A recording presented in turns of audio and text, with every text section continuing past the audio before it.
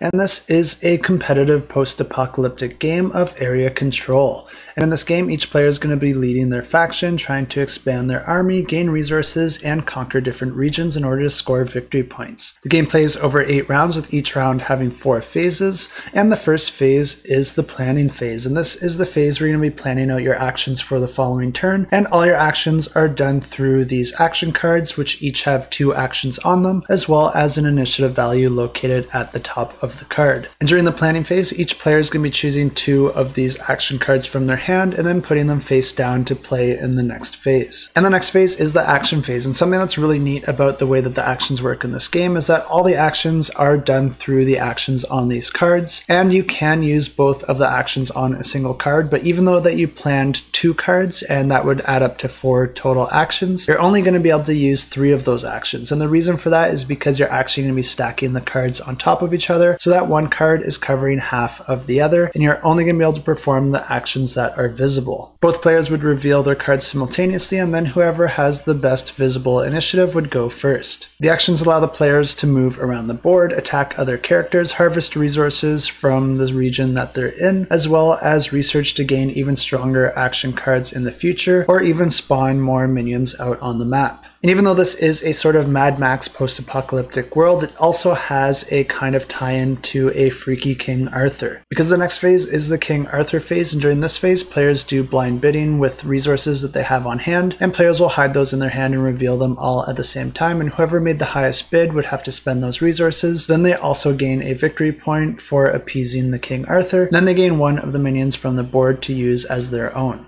And then that's followed by the cleanup phase, where players will gain income and score victory points based on the spaces that they control, and some spaces are worth more than others depending on what is in those individual spaces. The game continues like this until the end of the game, and the player with the most victory points wins.